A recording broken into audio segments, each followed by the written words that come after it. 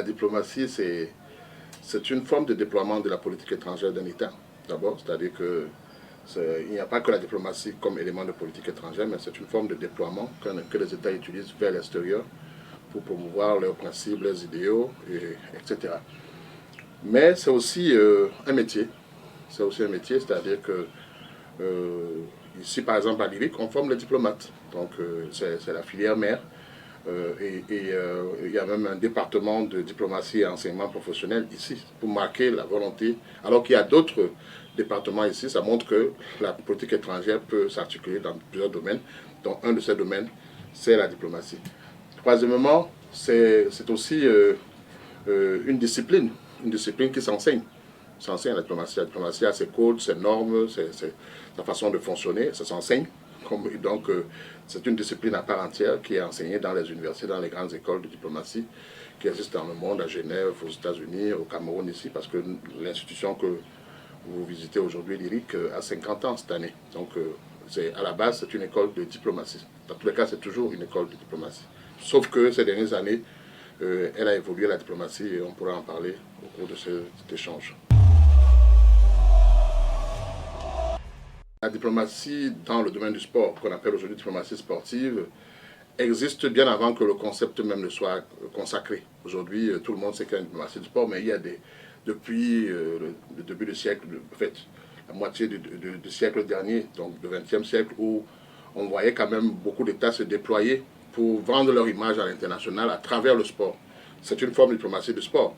Mais maintenant, elle s'est codifiée depuis que nous sommes entrés à l'ère de l'après-guerre froide où la puissance ne se mesure plus seulement par l'économie, par l'industrie, par le commerce. Aujourd'hui, on parle de soft power.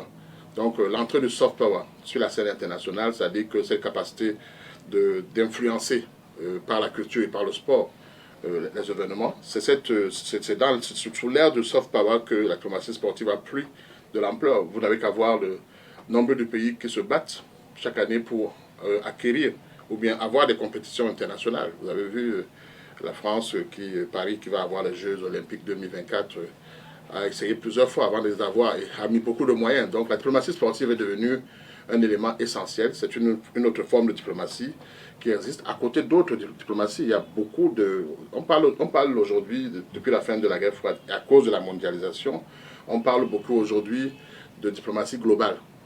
Et les grands pays d'ailleurs ont toutes ces diplomaties-là. Il y a des pays qui ont la diplomatie humanitaire, la diplomatie commerciale, c'est-à-dire que quand un chef d'État se déplace, il se déplace avec ses hommes d'affaires pour aller vendre son commerce et son industrie à l'extérieur ou chercher des marchés pour son pays.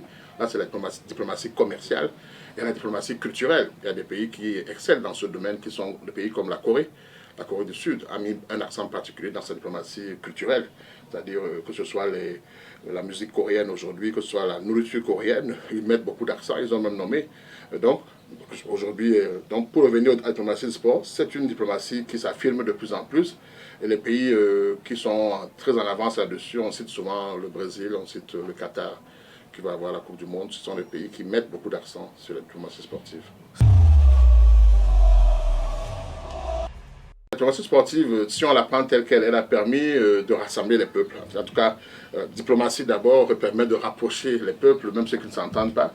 À cause du sport ou en raison du sport, on a vu des pays qui étaient en guerre, qui ne se parlaient pas, qui lors d'une compétition sportive réussissent à fraterniser. On a vu des matchs historiques. On parle souvent plus près de nous des matchs qu'il y a eu entre la France et l'Algérie, quand on connaît toute l'histoire qu'il y a entre la France et l'Algérie, et de voir comment, quand il y a un match, il y a eu une ou deux fois un match entre la France et l'Algérie, c'était assez chaud quand on connaît la forte communauté maghrébine, algérienne en France, quand on connaît l'histoire de la France et de l'Algérie.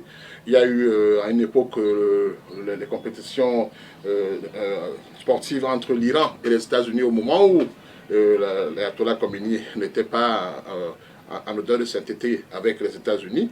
Donc c'est un moment, la diplomatie sportive, ces grands moments permettent de faire passer des messages, voilà, faire passer des messages de paix, de tolérance, d'ouverture, etc.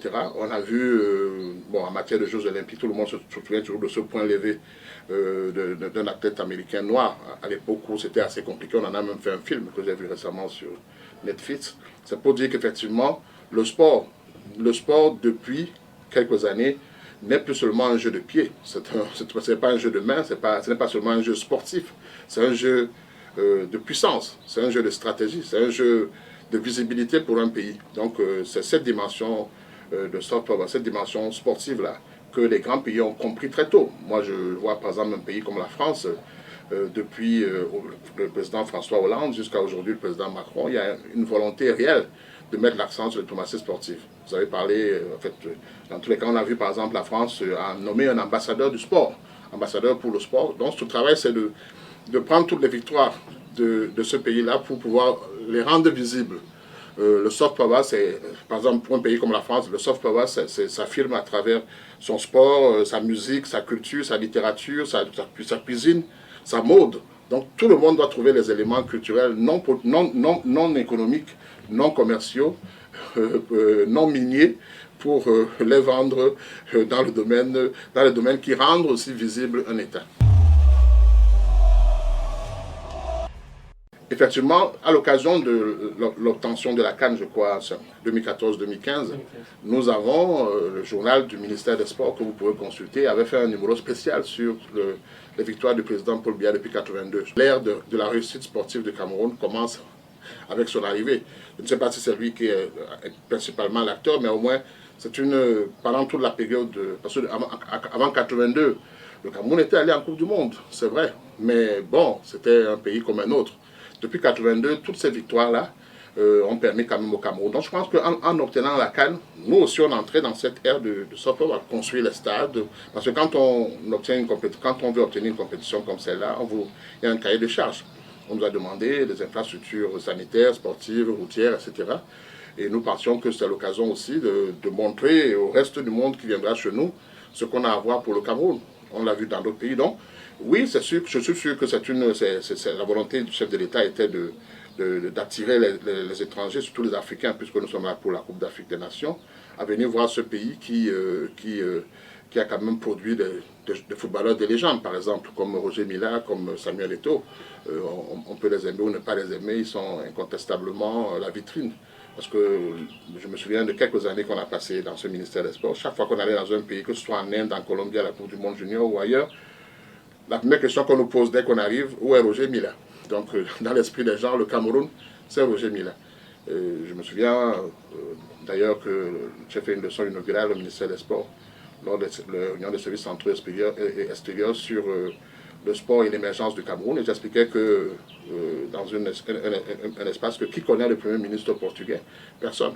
Mais on connaît Cristiano Ronaldo. Donc le sport est devenu un élément de vitrine. Le Cameroun aussi est entré dans ce jeu. Maintenant, est-ce qu'il joue pleinement sur tous les leviers, tous les claviers pour que le Cameroun en tire le maximum? C'est une véritable question. À titre personnel, et peut-être en toute liberté en tant qu'universitaire, quand j'observe ça et observateur de ces choses, puisque à ce moment je travaille beaucoup sur ces questions de diplomatie sportive, je me rends compte qu'on n'a pas assez capitalisé sur ce qu'on aurait pu faire. Je dis que l'État a beaucoup investi. Mettre en place une politique publique réelle, c'est-à-dire une stratégie réelle de valorisation de cela. Parce qu'après la CAN, qu'est-ce qui va se passer de ces infrastructures sportives? Ça, c'est des choses qu'on doit penser dès maintenant. Je dis qu'aujourd'hui, on ne fait plus ces infrastructures juste pour faire une CAN. Et puis d'autre part, qu'est-ce qu'on fait de ces sportifs qui nous donnent ces médailles, qui nous donnent cette gloire? Ça veut dire qu'il y a toute une politique à mettre en œuvre. Et je crois que l'articulation politique des victoires du Cameroun n'est pas encore assez faite. De mon point de vue, on peut faire mieux. On peut faire mieux, c'est-à-dire qu'il faut valoriser, il faut mettre en perspective ce qu'on est en train de faire. Je dis que si on fait, nous avons aujourd'hui les plus beaux stades d'Afrique, tels qu'on les annonce, tels qu'on les voit. Et je suis bien placé parce que c'est toujours quand nous sommes au ministère que nous avons choisi des emplacements de ces stades. Quand je vois Japoma aujourd'hui, quand nous étions venus choisir l'endroit, il n'y avait rien à cet endroit. Quand on est allé choisir à Olembe, il n'y avait rien. Je ne sais pas passé depuis très longtemps, j'ai trouvé que la ville a changé. Donc, oui, il y a à capitaliser au plan de l'image du pays, à capitaliser au plan commercial, au plan économique. C'est pour ça que je dis que j'espère que les stratèges qui sont en ce moment au ministère des Sports ont pensé à l'après-CAN. Oui, tout sur la CAN. Oui, faire la CAN. Mais après la CAN, quelles sont les retombées? On a vu récemment des grands pays, quand ils organisent des événements sportifs de grande envergure, à la fin, ils se demandent quelles ont été les retombées économiques et commerciales, quelles ont été les retombées en termes d'image pour le pays qui a fait cela, parce que dans ces pays-là, un sou est un sou. Quand on investit un argent pour quelque chose, on a besoin qu'en retour, qu'on voit que ça a rapporté quelque chose pour ce pays-là. Donc, en ce terme-là, je n'ai pas l'impression, et ce qui m'inquiète personnellement en tant que quelqu'un qui aime le sport, c'est surtout aussi toute cette focalisation qu'il y a sur les débats autour des infrastructures et tout le reste, et tout ce qu'on entend, mais pas assez sur ceux-là même qui vont jouer. Je veux dire que c'est quand même les joueurs, les 22 joueurs sur le terrain qui vont nous apporter la victoire. Pour le cas du Cameroun, il faut que les Camerounais s'approprient leur CAN. Et ça, c'est aussi un effort que je souhaite qu'il sera fait dans les 6 prochains mois pour que, lorsque les gens viendront ici en janvier 2022, qu'on ait l'impression qu'on est entré dans un pays qui entièrement et massivement derrière son équipe, un peuple qui attend la CAN, qui dès l'aéroport, on l'a vu dans d'autres pays où on est allé voir les compétitions, dès l'aéroport on sent qu'il y a une effervescence populaire. Ça, je n'ai pas encore vu ça. On a vu un peu de Chan qui était une répétition. J'espère que pour la CAN, on mettra l'accent sur l'engouement populaire, on mettra l'accent sur l'équipe elle-même. Parce que si on met autant d'argent pour les infrastructures et l'équipe ne gagne pas la finale, ça peut poser un problème pour notre pays. Là encore, en toute liberté, je dirais pas assez. Pas assez. Moi, en fait, un chef d'État signe des décrets, fait des choses, mais ce n'est pas à lui de mettre en musique. Moi, dans mon esprit de Camerounais normal, je me suis dit, lorsque le président de la République nomme Roger Mila, ambassadeur itinérant au palais, vu la stature de l'homme, tout ce qui concerne le sport, il devait être la mascotte qui accompagne les équipes. Parce que dans le monde entier, l'un des moyens de visiter notre pays, c'est quand même ce sport, ce football-là qu'il a apporté. Donc je me souviens à l'époque, quand Mila a fait tout ce qu'il a fait en 90, l'intellectuel camerounais qui vit aux États-Unis, Célestin Monga, dans une revue en France, avait fait un article se demandant si Roger Mila n'est-il pas le plus grand intellectuel de la décennie, pour montrer que ce qu'il a fait, ça vaut 1000 sorties d'ambassadeurs, 1000 sorties de diplomatie. Donc, est-ce qu'on fait assez? Je dis non. Ce que le président Paul Biya a fait en Amédançon, le président Mitterrand l'avait fait en 80, premier voyage officiel au Cameroun en 83, je crois.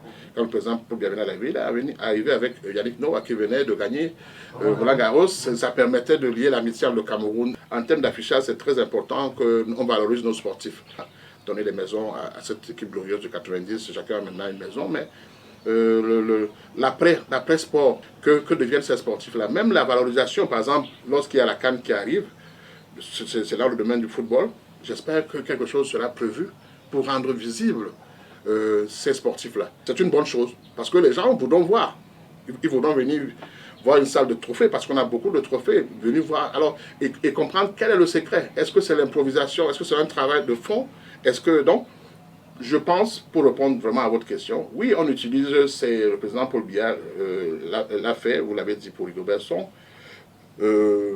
ça peut être encore fait pour d'autres personnes. Je veux dire que ceux qui ont hissé le drapeau Cameroun très loin, les champions olympiques, François Bango, vous avez dit l'équipe olympique même qui a gagné en football aux Jeux olympiques, nos filles qui gagnent même les victoires. Bon, c'est vrai que chaque fois qu'il y a une grande victoire, le chef de l'État reçoit les sportifs au palais et donne des médailles à certains, ce qui montre très bien que la politique n'est jamais loin de ce sport.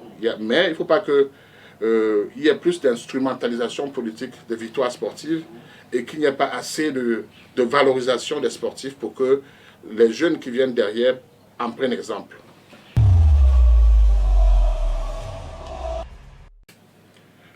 C'est toujours l'éternelle question de la valorisation de ces gens qui ont hissé le drapeau du Cameroun aussi loin sur la scène internationale. C'est un véritable problème au Cameroun. Nous ne savons pas, de mon point de vue, valoriser nos héros.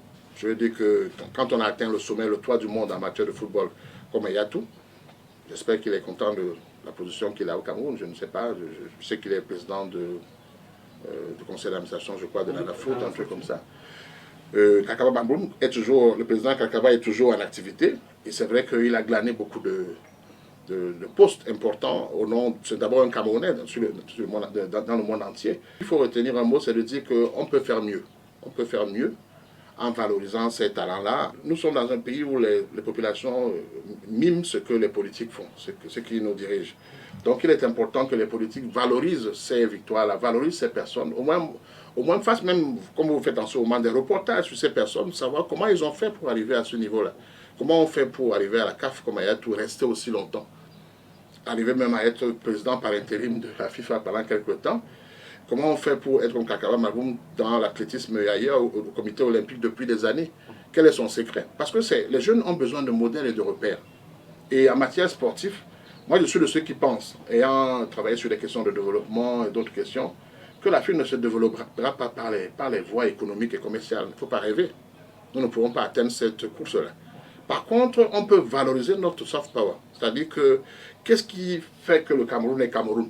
Qu'est-ce qui magnifie le Cameroun à l'international? Nous pouvons aussi aujourd'hui, avec le recul, on peut dire franchement qu'un des éléments qui fait la visibilité du Cameroun à l'international, c'est le sport.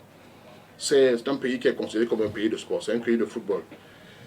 Avons-nous assez valorisé cela? Avons-nous un discours, un storytelling? C'est une formule qu'on utilise aujourd'hui. C'est-à-dire qu'il faut que nous-mêmes, nous écrivions notre légende et nous la vendions au monde. Mais vous voyez souvent comment on sacrifie, on fait de l'autodafé sur nos stars ici. Donc ici, on ne sait pas respecter les stars. Une star est une personne exceptionnelle. Donc elle est capricieuse, elle est imprévisible. Mais on doit la protéger parce que c'est la lumière qui permet d'éclairer. Lorsque les gens sont inquiets, le sport est devenu un élément, comme je l'ai dit tout à l'heure, ce n'est plus un jeu de pied, ce n'est plus un jeu qu'on joue au quartier, c'est un jeu de stratégie, c'est un jeu de puissance, c'est un jeu de visibilité. Et seuls ceux qui sauront le faire pourront arriver demain à faire briller leur pays, parce que si on pense qu'on va briller par l'économie et le commerce, il y a encore beaucoup de chemin, alors que nous pouvons briller. Regardez, je prends un pays, le cas d'un seul pays, le Burkina Faso. Burkina Faso a compris très tôt qu'il est pauvre, pays moins avancé. Sous Sankara, ils ont mis en place 2 événements dans le domaine du soft power, avant qu'on ne parle de soft power. Le FESPACO en matière de cinéma et le Tour du Faso. Tout le monde connaît le Burkina Faso à travers ces 2 événements-là. Le Sénégal, pendant longtemps avec l'arachide, comme on disait, mais le Sénégal dans le monde entier, en termes de placement de ses cadres à l'international, est un modèle. Donc c'est un travail qu'on fait quelque part à un niveau pour préparer cela. Les victoires de demain se préparent aujourd'hui, donc j'ai l'impression que nous, on joue l'improvisation à chaque fois. Moi, je peux le dire, ayant eu la pratique, je peux, avec le recul et le devoir de réserve que je peux avoir, mais je suis détaché des fonctions maintenant, je peux le dire en tant qu'universitaire, on n'a pas assez valorisé le sport pour ce qui est apporté au Cameroun.